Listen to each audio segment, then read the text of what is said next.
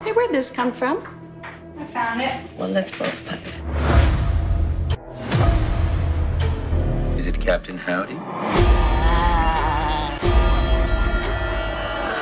I'm Damien Karras. You will mix lies with the truth. Do not listen. That thing isn't my daughter. What an excellent day for an exorcism.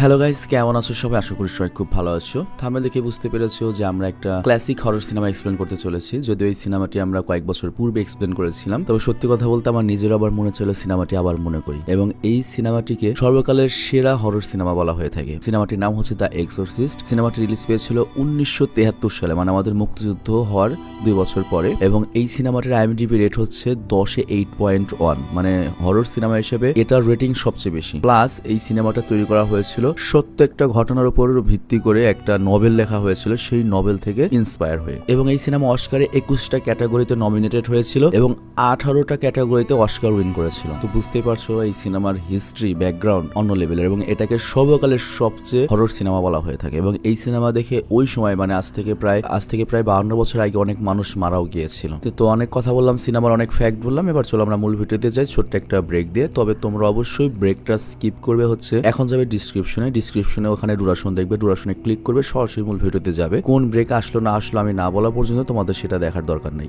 স্বাগতম প্রিয় বন্ধুরা, তোমরা কি একঘেয়েমিতে ভুগছো? তাহলে মজা পাওয়ার জন্য আজকের বিষয়টি একদম উপযুক্ত তোমাদের জন্য।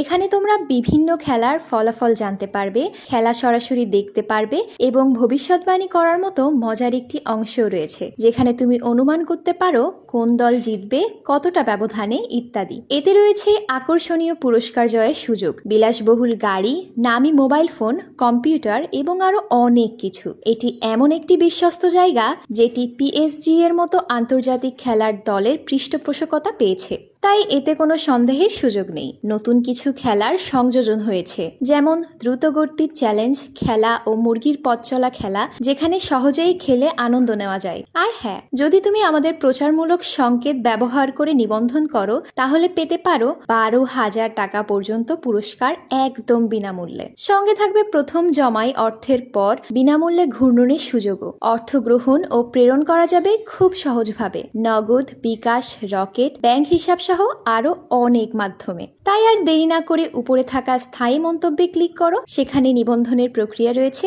শুধু আমাদের প্রচার সংকেতটি ব্যবহার করলেই তুমি বোনাস পেয়ে যেতে পারো। তো যাই হোক, ব্রেক শেষে আমরা মূল ভিডিওতে আসলাম। তো যেমন বলেছি, এটা কোনো নর্মাল হরর সিনেমা নয়, খুবই ব্যাকগ্রাউন্ড আলা একটা হরর সিনেমা, এবং সিনেমা হলো অনেক মানুষও কিন্তু এই সিনেমা দেখতে গিয়ে মারা গিয়েছিল। তো চলো শুরু করি। তো সিনেমা যখন শুরু হয়, তখন সিনেমার শুরুতে আমাদের নর্দার্ন নামের একটা ইরাকের শহরকে দেখানো হয়, এবং সেখানে কিছু লোক খোদাইয়ের কাজ করছিল। আর ওইখানে আমরা ফাদার মেরিন নামের একজনকে দেখি, এবং ফাদার মেরিন মূলত এখানে পুরো লিড করছিল এই খোদাইয়ের কাজে। তো খোদাইয়ের এক পর্যায়ে ফাদার মেরিন ছোট্ট একটা মূর্তি এবং কিছু কয়েন খুঁজে পায়, আর এই মূর্তিটা ছিল হচ্ছে ভয়ঙ্কর শয়তান পেজিজুর। এবং অনেক আগে এই ভয়ঙ্কর পেজিজুর শয়তানের আমরা একটা সিনেমা এক্সপ্লেন করেছিলাম, আর ওই কয়েনটা ছিল হচ্ছে আরেক শয়তান লেমিস্টুর। তবে এখানে আরেকটা টুইস্ট রয়েছে, সেটা হচ্ছে এই লেমিস্টুর আর পেজিজু দুইজনই কিন্তু শয়তান, কিন্তু এই দুই শয়তানের মধ্যে আবার ব্যাপক দুশ্মনী ছিল। তবে এখানে পেজিজু অপেক্ষাকৃত বেশি শক্তিশালী শয়তান ছিল, আর এই পেজিজু শয়তান ব্যাবিলনীয় বা পৌরাণিক কাহিনী থেকে এসেছে, বা আরো 5,000 বছর আগে থেকে মানুষ এই শয়তানে বিশ্বাস করত। এবং পৌরাণিক কাহিনীতে পেজিজুকে বায়ুর রাক্ষসের রাজা এবং দেবতা হানবির পুত্র হিসেবে বিবেচনা করা হতো। তো যাই হোক, এই পেজিজু শয়তান যখন কোন একটা এলাকায় হাবি হয়, তখন সে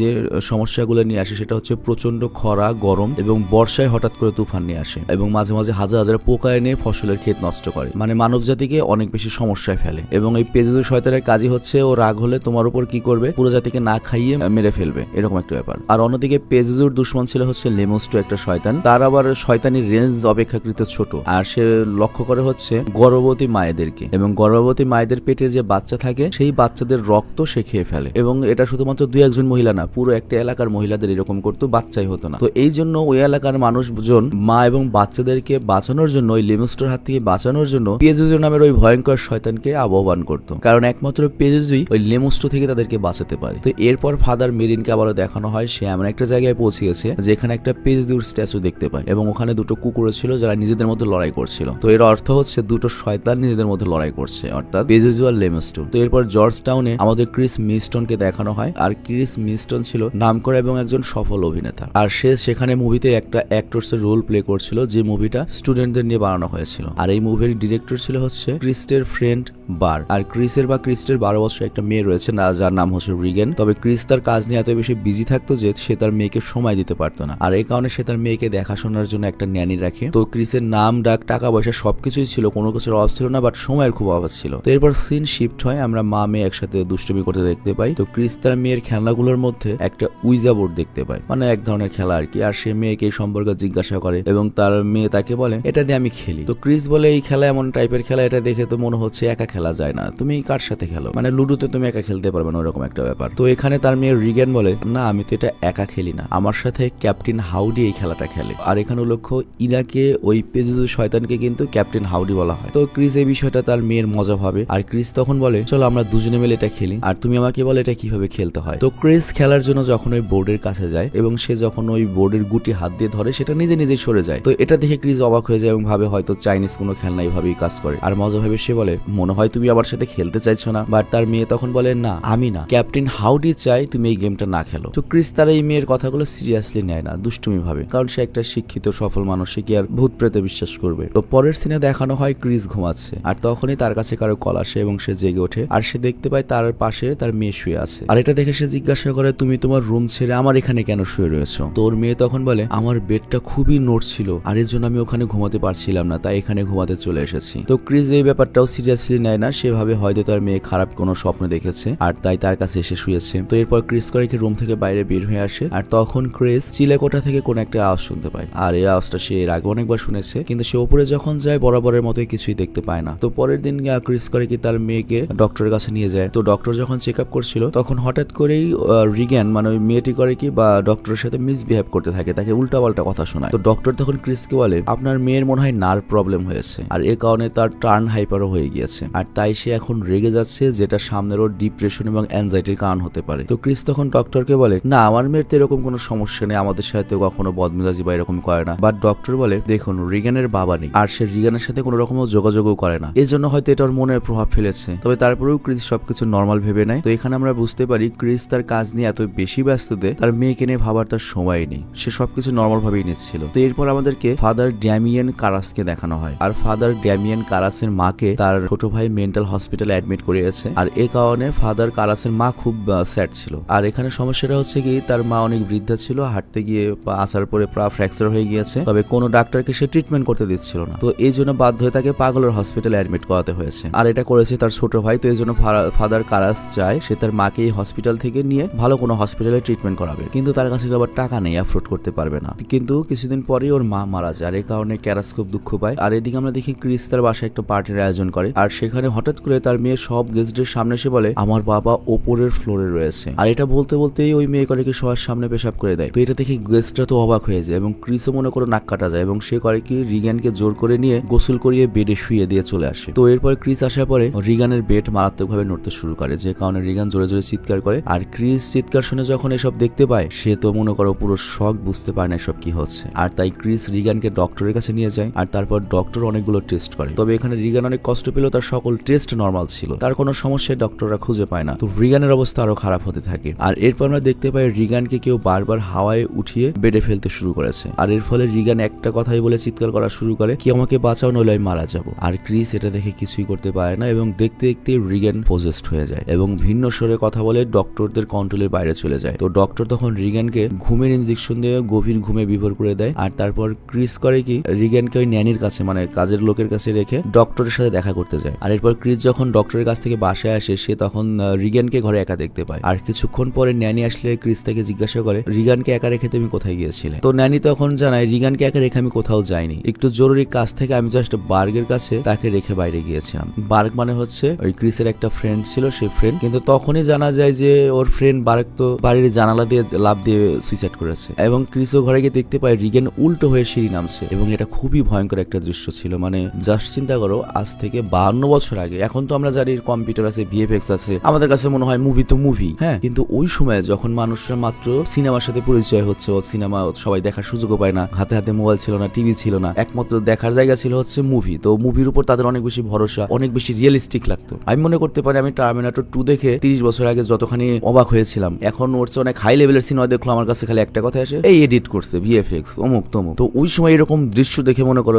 যে কেউ ভয় পেয়ে যেত। তো যাই হোক, আমরা দেখতে পাই ওই রিগানের মুখ থেকে রক্ত পড়ছে, এটা দেখে ক্রিস তো ঘাবড়ে যায় এবং সাইকিয়াট্রিস্টরাও বুঝতে পারছিল না যে রিগানের কি হয়েছে। এবং তারপর আবারও রিগানের অনেকগুলো টেস্ট করা হয়, বাট অদ্ভুত ব্যাপার ছিল যে টেস্টে কোনো কিছুই আসে না, সব নর্মাল আসছিল। আর তাই সকল ডক্টররা এই সিদ্ধান্তে উপনীত হয় এবং তারা ক্রিসকে এই পরামর্শ দেয় যে ওকে একজন এক্সোরসিস্ট বা এক্সোরিস্ট নাই কি বলে তাকে দেখানোর জন্য, আই মিন কবিরাজ দেখানোর জন্য। তো এরপর দেখানো হয় ক্রিসের সাথে দেখা করতে আসে হচ্ছে ডিটেকটিভ, যে বার্গের মানে ক্রিসের বন্ধু যে মারা গিয়েছে সেই ব্যাপারে ক্রিসকে কোশ্চেন করে এবং জিজ্ঞাসা করে সেটাতে কি হয়েছিল। তো এখানে ডিটেকটিভ বলে বার্গের মৃত্যুতে অনেক অদ্ভুত বিষয় পাওয়া গিয়েছে। বার্গের মাথা উল্টো করে পেছনে ঘোরা ছিল, অর্থাৎ ওকে ঘাড় মটকে কেউ মেরেছে। তবে ওর ঘর ভেতর থেকে আটকানো ছিল এবং কোথাও কোনো কারো ফিঙ্গারপ্রিন্ট পাওয়া যায়নি। তো আমি নিশ্চিত এটা কোনো মানুষের কাজ নয়, যদিও এর বিজ্ঞান এটা বিশ্বাস করে না, পুলিশের এটা বিশ্বাস করা উচিত নয়, কিন্তু আমার কাছে মনে হয় শয়তানি ওকে মেরেছে। তো তারা যাওয়ার পরে ক্রিস কিছু শব্দ শুনতে পায়, আর এরপর ক্রিস রুমে গিয়ে দেখে তো পুরো শক। সে দেখতে পায় রিগান নিজেকে বারবার চাকু দিয়ে আঘাত করছিল এবং ক্রিস যখন তাকে বাধা দিতে যায় তখন রিগানই করে